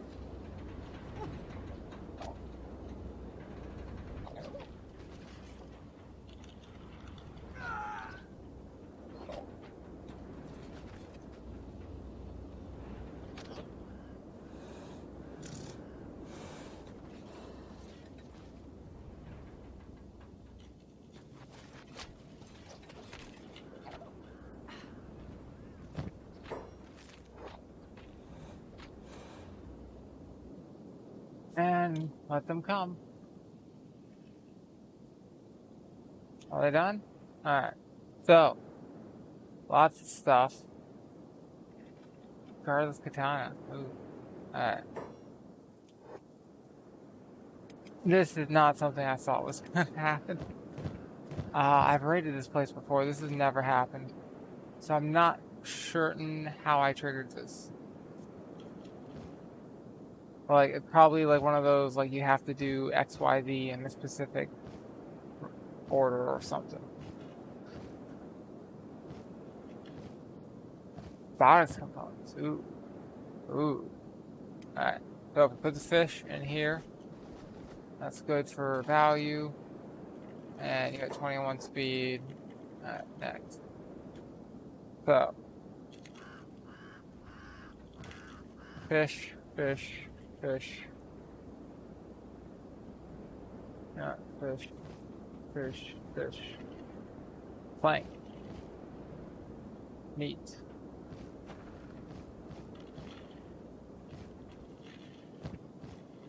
Alright.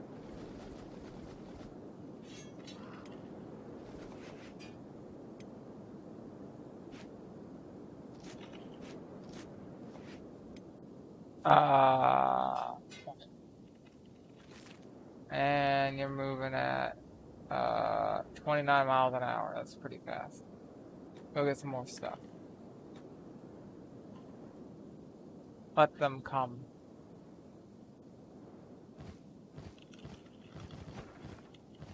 Okay, oh, that garbage. This can come in here.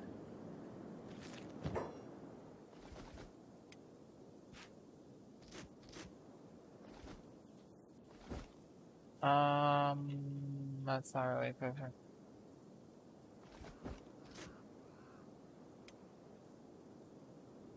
What, Tito? Go bye-bye. That's fairly light. That can go.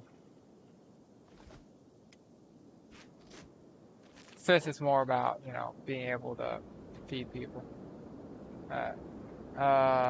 Upgrade. You're at 22. You can carry some stuff.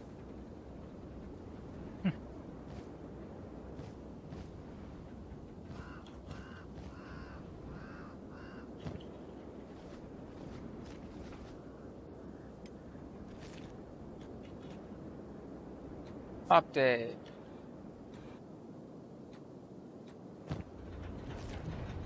Yeah, no thank you. I do not want the spoiled shit. Generator core. Ooh.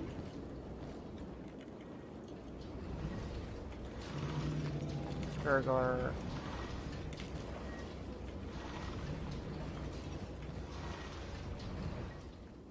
So there's so many things in this game where it's like empty grog bottles and like hinges and like gears and like generator cores where it serves no purpose other than to be loot that you can sell, right? And there's no other purpose for it in the whole game, where it seems sort of a waste. Like, what if you used some of this to do stuff? Like asp. Madness, I know. But what if you could, like, use stuff for a purpose? Wouldn't that be cool?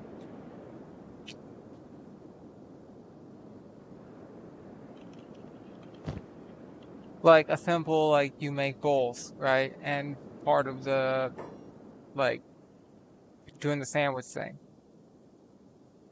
Like, that would make sense. Yeah, yeah, yeah. You know? Like, what do you call them? Not sandwich, but the, gohan. Gohan means once in Japanese. So, let's say I wanted to make a gohan, right? I'd make a little wooden bowl, and I'd put my gohan in there. And what do you make your bowl out of? Well, probably, like, wood, right? And you'd probably have to, like, collect wood. But you have the chew sticks. Where do you get the chew sticks? That are, like, that weird plant thing that's like wood. Oh, wait, we already have a plant thing that's like wood. And, huh. Did one of our allies go and get fucked?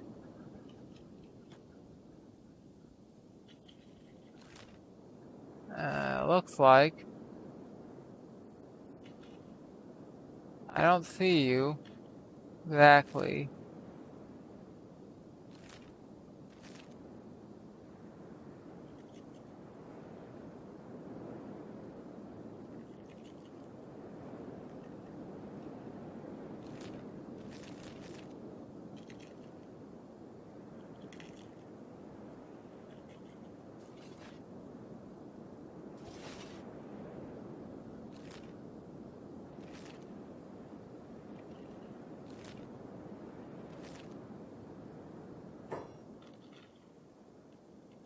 Burglar.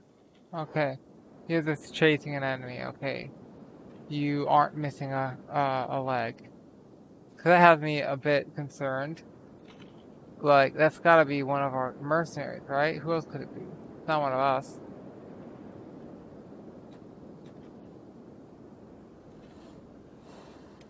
But you know what? They're mercenaries. I can let them, worry about themselves. Ah.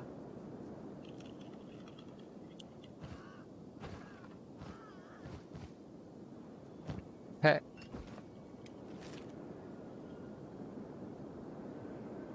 Rance, are you getting fucked by a gurgler? Rain. Sorry, not Rance.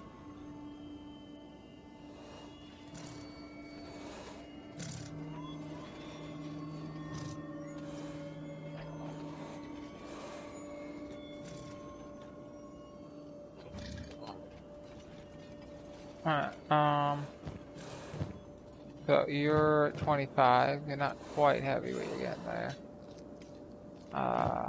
19, 22, 22. Alright.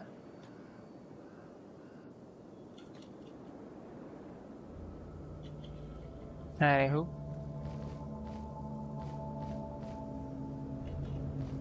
What else is interesting going on in Sword World? Besides the modest axe, I also found that the double-edged, two-head, double-bit axe. Also found a single bit, but that's the Indo-Persian one. One of the steel shafts. A lot of the steel shaft ones, people will be like, oh, this is way too heavy. It's not solid steel, it's more like a pipe. And a lot of times they put wood in the pipe, and that would allow it to have the metal bit, so it's more durable. It's less likely to snap. It's less likely to break if you hit it with a sword or something, right? It's less of a point of failure. But it's not as heavy. It's somewhere between. Where it's like, and for like a shorter pull arm that's like, maybe 30 inches from, the bottom of the hilt of the shaft to like tip of the axe head. Or like maybe a little bit above that. Where it's like, and you can also use it two-handed. So it's not that big of a deal. It's not adding all that much weight, and it's adding significantly more survivability. So it's worth it, in my opinion. Okay. Guardless katana. It's a green. Is this a very good one? It is the Mark II. I like it. I'm happy. Sin, grand, sin. Alright. Let's grab that one too. Alright. What's your weight at? 25? I don't even care what your weight's at. I'm bringing you back. Alright.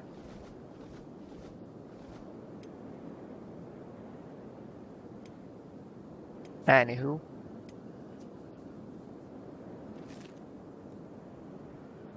Nice. Nice. 32 miles an hour. Got it.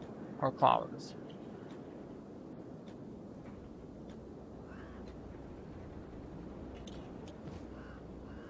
More fish, an egg, more fish. Like, I don't even care about looting these things. Like, I'm only here for the stuff in the city and a little bit of EXP. Like, I don't think that like have anything worth looting. I doubt there's gonna be another king over here. And if there is, I'm probably gonna miss him because like fuck searching through 100+ of these guys to find a king in the dark.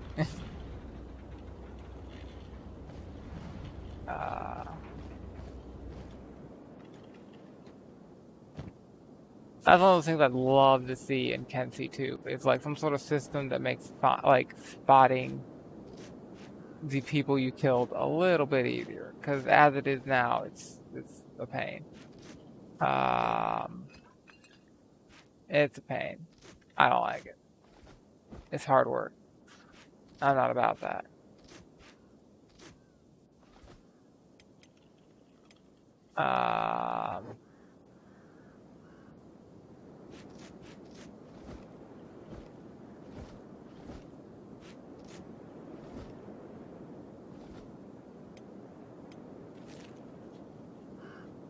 Alright, I can't pick that up because... How about now? Nice. Now, that's, I think, about everything. I can probably do something about some of this weight.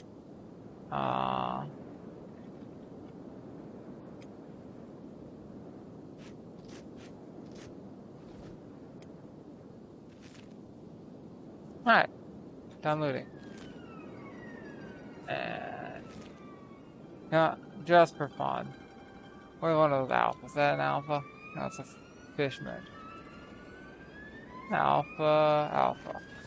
You don't got shit? You don't got shit. Yeah, none of you got shit. Alright. And just a brief overview. Yeah, I'm not seeing anything interesting. Alright. Nobody sticks out.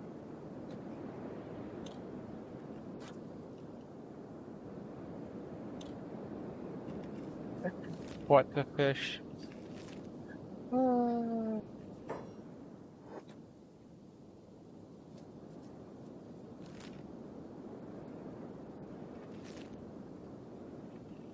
Oh, is that an elder? That's a fucking elder, okay.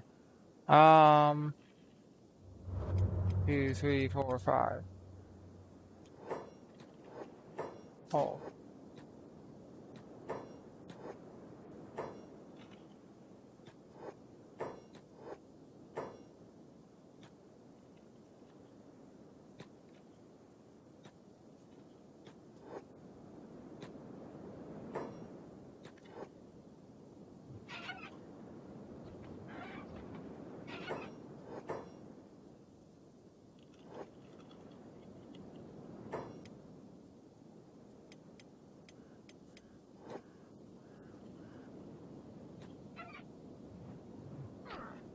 You know what? If these assholes want to get in the way, they can get in the way. And I can come in here and fight this thing when they're out of the way and not blocking my attack slots. We only have 5x attack slots. It's a 5x attack slot mod. Them all sitting around here being shit, doing shit damage. This means I'm getting hit by splash damage, not attacking, waiting for them to take their turn. Ah, they did kill it. I'm surprised. Anywho. You.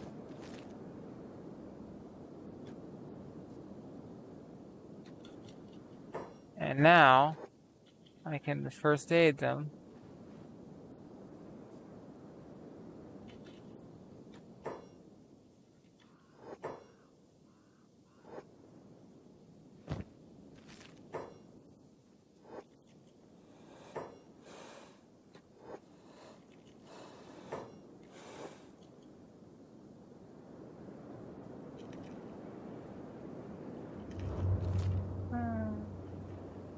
It seems we left a mercenary back there, but that's okay. Awesome.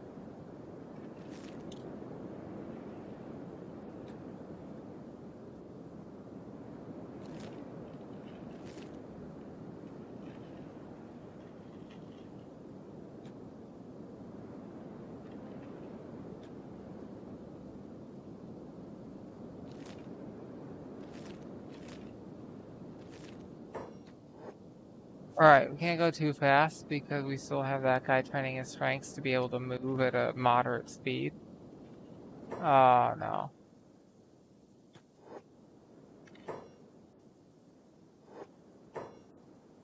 Let's try block. Hold on.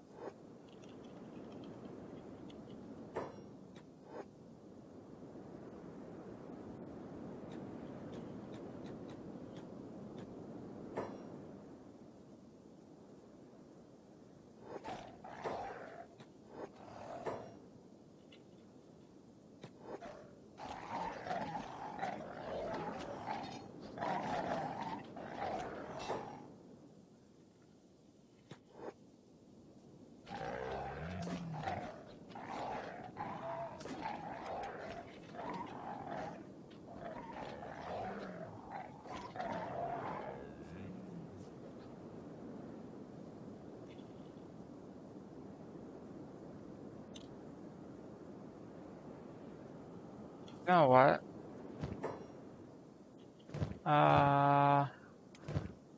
Yes.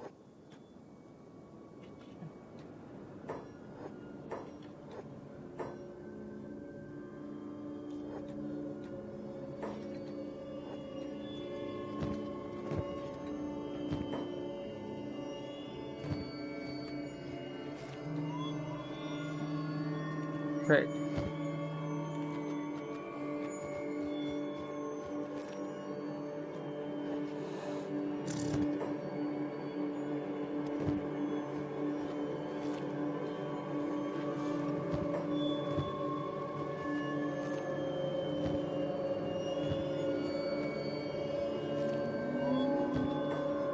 Let's see. What else is selling? That's interesting. Couple of German swords from, World War One, World War Two, Franco-Prussia era. Nothing too crazy. There's like a Bavarian one. Easy to tell them because they always have like Intrufest, which is like their motto or whatever on them.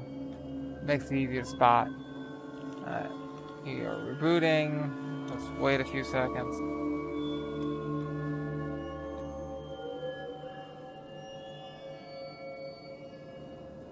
Oh fuck, oh fuck, oh fuck, oh fuck.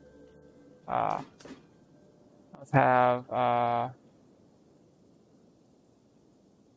2, 3, 4, 5, unhold, fight the big guy. Everyone else get wing's down.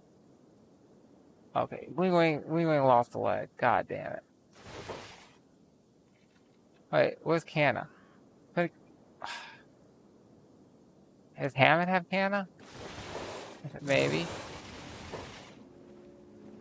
Hammond has the Wandering Assassin.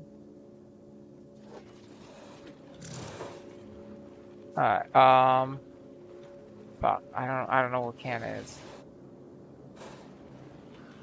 Fuck these mercenaries. You know what? Screw it. Everyone on hold. Everyone move back.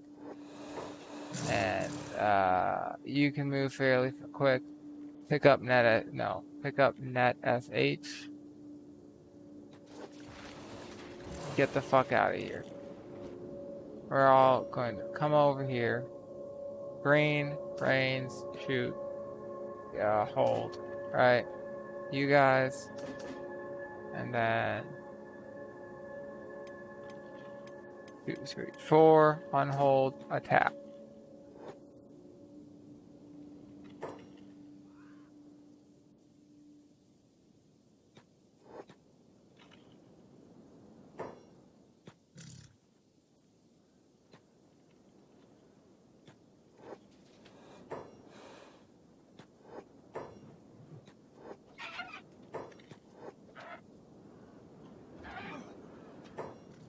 Alright.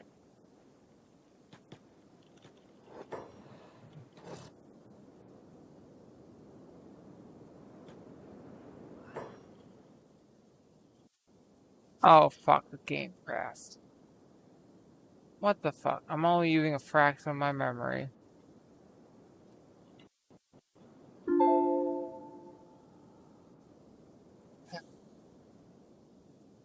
Hensi Crest. Yeah, there's no information that there's a crash, there's a bug. And I should go report it on the forum. Oh well. Whatever. I'll probably just... It's already at a 2-hour episode. I think I'll just call it here, load from a save. It's a shame, because, like, one of them lost a leg, which means I could throw my leg on them. And I have a ton of them.